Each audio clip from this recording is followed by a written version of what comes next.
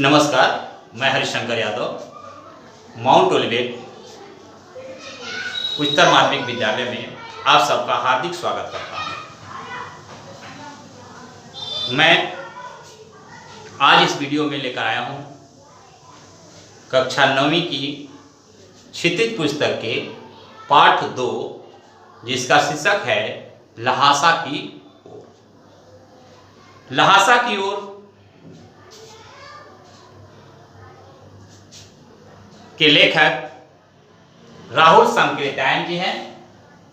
राहुल संकीर्त्यायन एक महान लेखक हिंदी साहित्य में माने जाते हैं। यह 1930 की घटना है। लेखक ने बौद्ध धर्म अपनाकर ल्हासा की ओर चलने का योजना बनाया। 1930 में हमारा भारत देश अंग्रेजों का गुलाम था। चीन और भारत में उस समय लड़ाई चल रही थी, इसलिए तिब्बत जाने का परमिशन भारतीयों का नहीं था। तिब्बत जाने का रास्ता लेखक ने जो चुना वह नेपाल से होकर जाने वाली एक रास्ता है। वह व्यापारिक रास्ता था। पहले वहाँ चीनी सैनिकों का छावनी था। पहले समय में चीन के सैनिक वहाँ रहा करते थे, अब शायद वहाँ नहीं है। तो लेखक को जाने का परमिशन तो मिलता नहीं था, तो एक छद्म भेद कहते हैं, छद्मवेश। छद्मवेश का मतलब होता है अपना रूप बदल लेना, यानी अपनी पहचान को छिपाना। अपनी पहचान छिपाकर कहीं जाना, उसको छद्मवेश कहते हैं। छद्मवेश कहते हैं, ठीक है। अब लेखक को जाने का परमिशन मिला नहीं और लेखक वहां जाना ही था, तो लेखक एक योजना बनाया कि मुझे ल्हासा की ओर जाना है, तिब्बत जाना है। तिब्बत का जो रास्ता था वो व्यापारिक रास्ता था। पहले नेपाल से होते हुए सामान व्यापारिक लोग वहां जाया करते थे। पहले भाग में बताया गया है तिब्बत समाज के बारे में। तिब्बत समाज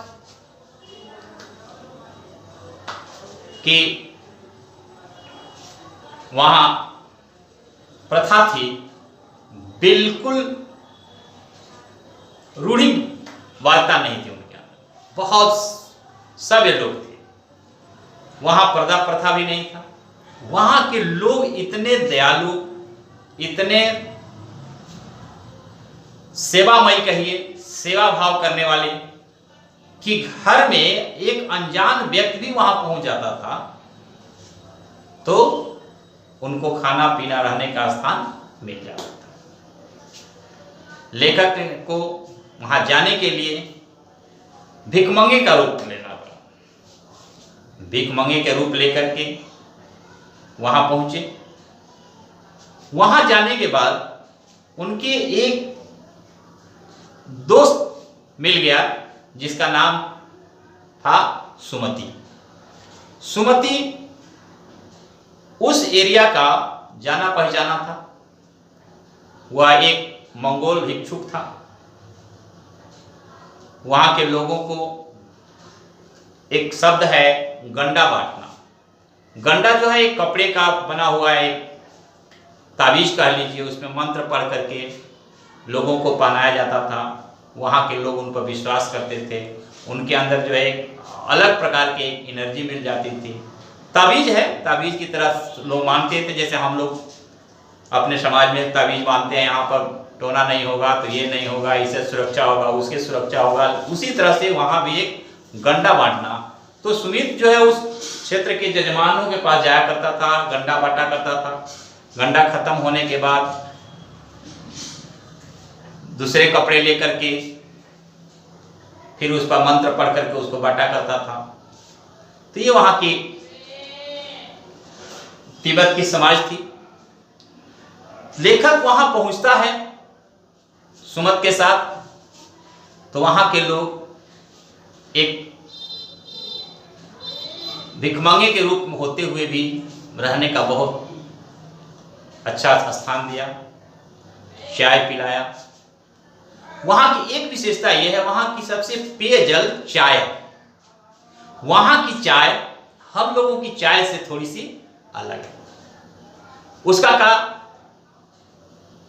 उस चाय में नमक, सोडा और मक्खन डालते हैं।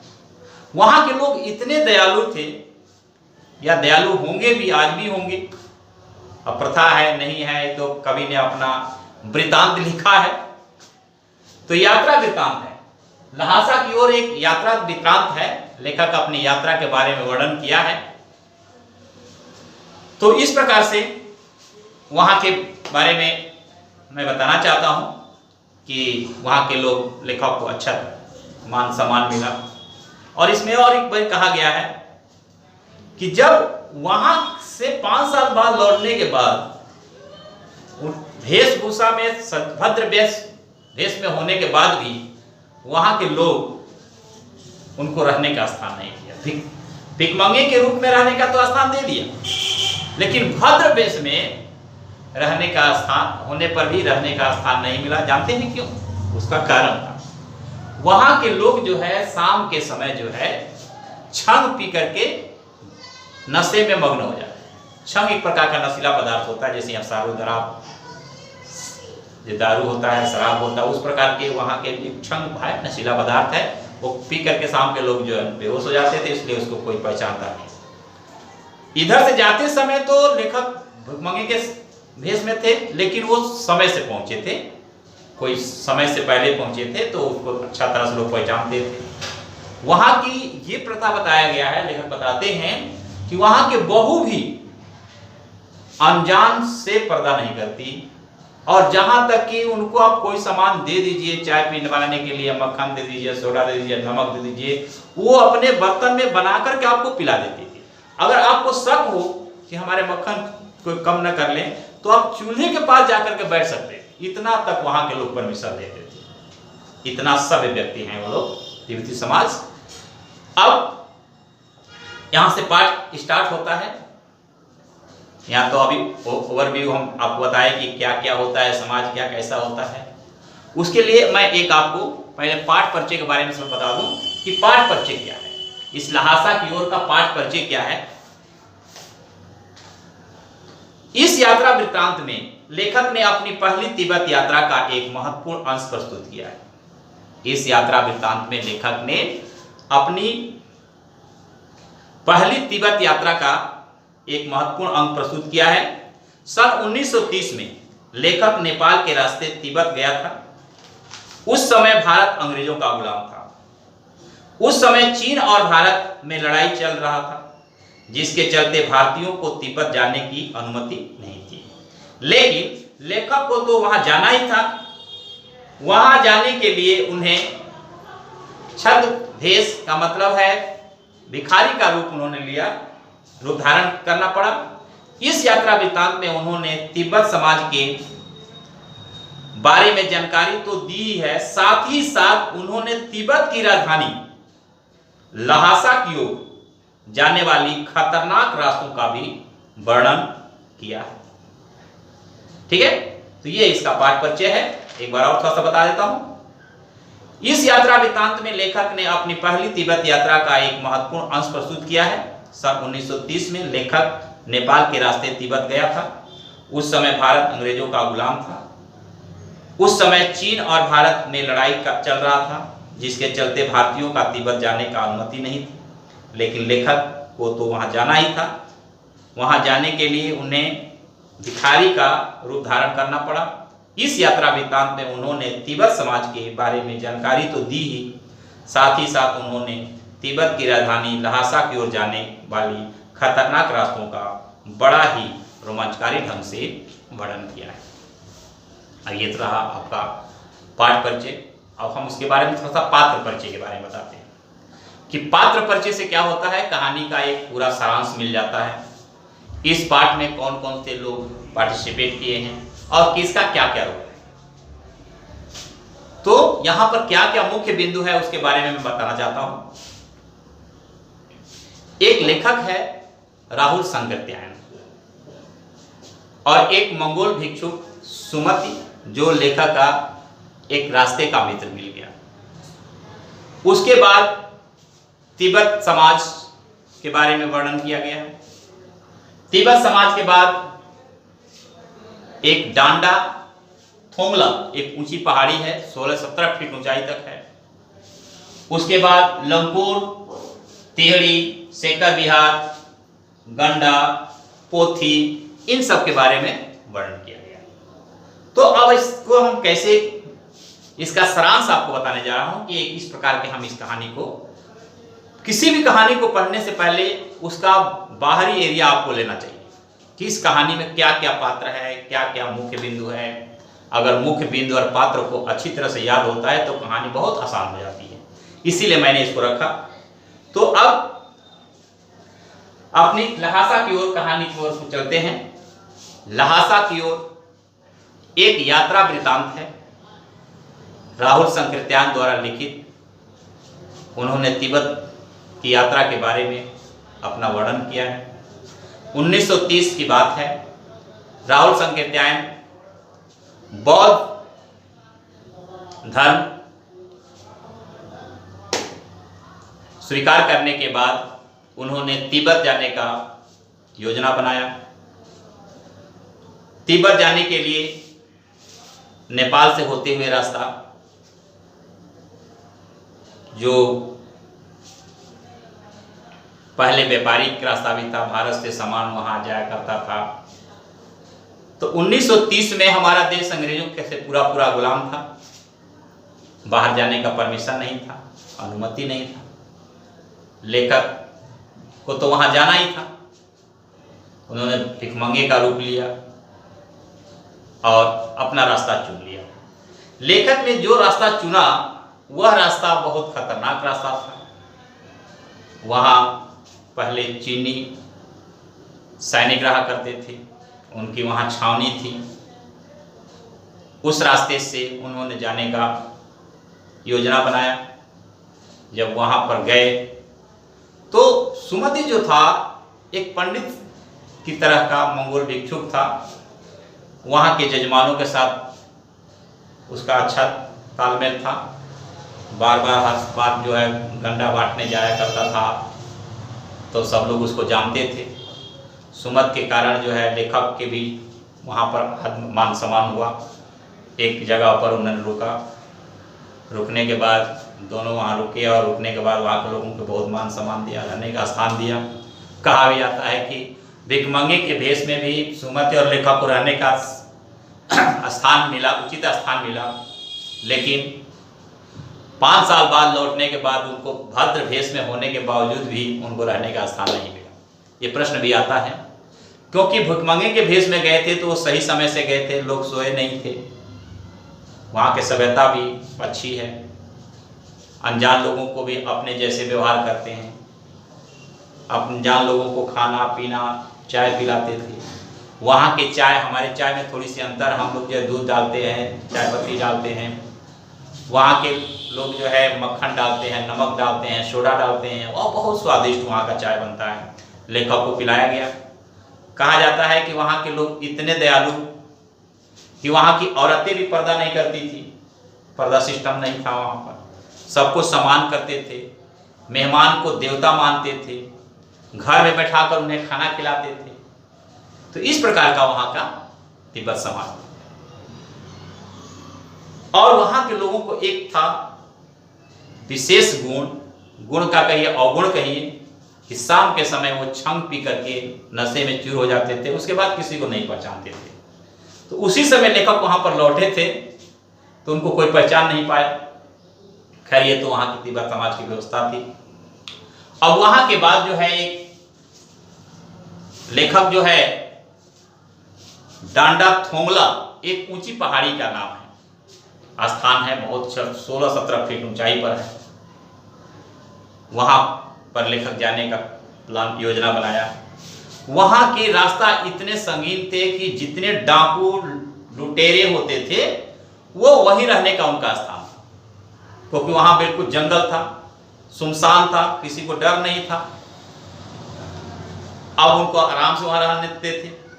वो किसी को भी देखते थे तो पहले वो जान से मार देते थे, और जान से मारने के बाद फिर उसको देखते थे कि उसके पास क्या है। वो ये नहीं देखते थे इसके पास कुछ है या नहीं है, पहले उसको जान से मार देते थे, जान से मार करके फिर उनको सब कुछ लूट लेते थे। लेखक और सुमति जब भी वैसे लोगों को देखते थे, डाकुओं की वेशभूषा में देखते थे, अपने टोपी को उतार करके भीख मांगने लगते थे। तो डाकू उनको जो है कुछ नहीं करते थे, वो अपना करते करते करते करते आगे बढ़ जाते। उसके बाद कहा जाता है कि वहां के लोग बंदूक, पिस्तौल, यहाँ के लाठी डंडे जैसे लेकर घूमते, क्योंकि वहां पर हथियार का कोई कानून नहीं था। तो सबके पास पिस्तौल, बंदूक होता था। डाकू लुटेरा लूट लेते थे, मार लेते थे। खैर वहाँ की बात थी। उसके बाद लेखक ने वहाँ पर चाय पिए, चाय पी करके फिर वहाँ से पहाड़ी की तरफ निकले। डाकू आते थे तो भीख मांगने लगते थे। जाते जाते कुछ दूर जाने के बाद जो है पहाड़ी पर जाते तो बहुत ऊंचाई पहाड़ी, 16 से 17 फीट की ऊंचाई पर जब गए, अब तो जाने का तो थक जाते थे। उन्होंने कहा, लेखक ने कहा सुमत से कि भाई 2 घोड़ा कर लेते हैं, पहाड़ी एरिया में जाने के लिए घोड़ा उपयोग करते हैं लोग।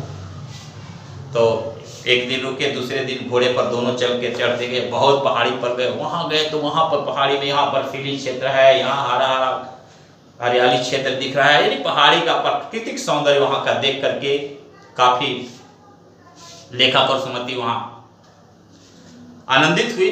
वहाँ रुके, रुक करके अपना चाय नाश्ता पानी किए, भोजन किए।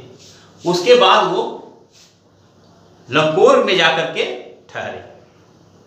वहां के बाद अभी धीरे धीरे आगे की तरफ जब बढ़ने लगे तो एक तिहड़ी जाना था, तिहड़ी गांव था, ठीक है, वहां तक उनको पहुंचना था। तो रास्ते बहुत कठिन था, खतरनाक था। लेखक का घोड़ा जो है धीरे धीरे धीरे धीरे धीरे धीरे चलने लगा। चलते चलते चलते चलते एक जगह 2 रास्ता फूट गया।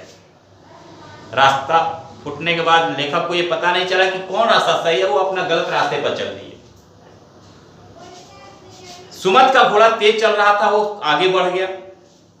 कुछ दूर जाने के बाद लेखक को पता चला कि ये तो रास्ता गलत है। फिर वापस आया, फिर उस रास्ते से गया। तब तक बहुत देर हो चुका था। और वहां जो है सुमति जो है गुस्से से लाल होकर के, मंगोल का चेहरा भी वैसे लाल होता था और भी लाल हो गया, गुस्सा आ गया। लेखक देखा कि मेरा दोस्त तो काफी गुस्से में है, तो उन्होंने कहा, नम होकर के कहा कि भाई इसमें मेरा कोई दोष नहीं है, मेरा घोड़ा बहुत धीरे धीरे चल रहा था, इसलिए मैं काफी देर हो गया, इसलिए मैं काफी देर से आया हूं। फिर भी सुमति और लेखक एक गहरे मित्र थे, उसकी बात को मान गया, शांत हो गए। फिर अपना चलना शुरू किया। वहाँ पर खाना पीना कुछ खाए, खाना पीना खा करके तिहरी गांव पर पहुंचने के बाद वहाँ के भी जजमानों को लोग कंडे बांटने जाना चाहता था। वहाँ कंडे खत्म हो गया था, फिर जाना चाहता था। लेखक ने कहा कि जाएगा तो 2-4 दिन और लगाएगा, 1 हफ्ता लगा सकता है। तो कहा कि यहाँ मत बांटो, चलो हम लोग तिहरी चलते हैं, अपने स्थान पर चल करके वहाँ पर अब आपको कुछ पैसे दे देंगे। लेखक के आश्वासन को उन्होंने मान लिया, चल दिए। चलते चलते चलते चलते जब आगे बढ़े तो उनको एक जो है तिहरी जो है स्थान पहुंचे। वहां पर लेखक ने वहां जाने नहीं दिया। जाते जाते जाते जाते जब वो एक स्थान है शेखर विहार। शेखर विहार में जब वो पहुंचते हैं तो शेखर विहार एक जमींदार, जागीरदार जिसको कहते हैं, जमीन किसी को दे देते हैं, वहाँ के जो मठ पर जो है किसी को मालिक बना देते थे। वहाँ के मालिक जो है देख रेख करता था। वहाँ के मालिक जैसे राजा से कम नहीं था। जो राजा का पावर होता है क्षेत्र का, वो उसका मठ के मालिक का था। जब वहाँ जब पहुँचे तो लेखक और सुमति के साथ उन्होंने भद्र व्यवहार किया, नमस्ते किया, सब कुछ जैसे व्यवहार है वो सब कुछ किया। और सुमति और लेखक को ले जा करके एक स्थान है मंदिर, शेखर विहार में एक मंदिर था, उस मंदिर में इन लोगों को बैठा दिया। उस मंदिर में देखा कि लेखक देख करके चौंक गए। ये बहुत सारी जो है पुस्तकें जो है बौद्ध धर्म की पुस्तकें थी, 103 पोथियां, एक एक पोथी जो 15-15 शेर की थी, 15-15 शेर की। एक शेर 1 किलो से थोड़ा सा कम का शेर होता है, तो 15-15 किलो का एक एक जो है पोथी थी। लेखक तो 1-2 किताबें पढ़ा तो उसको पढ़ने में लीन हो गए। जब पढ़ने में लीन हो गए तब देखे कह रहे तो बहुत अच्छी पुस्तक है। तब तक जो है सुमित कहता है कि मैं अपने क्षेत्र में जजमानों के पास से घुमाऊं, अब लेखक को तो चाहिए शांत वातावरण। उन्होंने कहा कि ठीक है, यह जाएगा 2-4 दिन रहेगा, तब तक मैं पूरी किताबें पढ़ लूंगा। सुमित को परमिशन दे दिया। एक प्रश्न भी आता है कि लेखक ने सुमति को तिहड़ी में जाने का लिए परमिशन नहीं दिया, अब शेखर विहार में क्यों दिया? क्योंकि तिहड़ी में वो जाने के लिए परमिशन दिया कि लेखक जाएगा तो वह 4-5 दिन रह जाएगा, देर हो जाएगा। लेकिन शेखर विहार में जाने का परमिशन इसलिए दिया कि उस समय उनको किताब पढ़नी थी, समय की आवश्यकता थी, इसलिए उनको जाने दिया और आराम से लेखक वहां बैठ करके सारी किताबें पढ़ रहे, बौद्ध का ज्ञान प्राप्त किया। इस प्रकार से लेखक पूरी किताब पढ़ने के बाद फिर सुमति आता है 1-2 दिन के बाद। लेखक तो चाहता था कि 2-4 दिन बाद आए, लेकिन वो 1-2 दिन के बाद आ गया। फिर वहाँ से लेखक और सुमति अपना बोरिया बिस्तारा बांध लेकर के वहाँ से चल पड़े। इस वृत्तांत में यहाँ तक का वर्णन किया गया है। आगे क्या है इसके बारे में राहुल संकेत्यायन जी नहीं लिखे हैं, इसलिए हमें भी कुछ पता नहीं है और कहानी में भी कुछ पता नहीं है। ठीक है, जितना इन्होंने यात्रा वृत्तांत का मतलब होता है कि एक लेखक जो अपनी यात्रा में क्या क्या चीजें देखा, क्या क्या कठिनाइयों का सामना करना पड़ा, इस प्रकार से इस कहानी में वर्णन किया गया है। इसलिए कहते हैं यात्रा वृत्तांत लहासा की और लेखक राहुल संकेत्यायन। अब यहीं पर ये पूरी लहासा की ओर पाठ का सारांश पूरा होता है। फिर मिलेंगे अगले वीडियो में नए टॉपिक के साथ। तब तक के लिए नमस्कार, जय हिंद, जय भारत।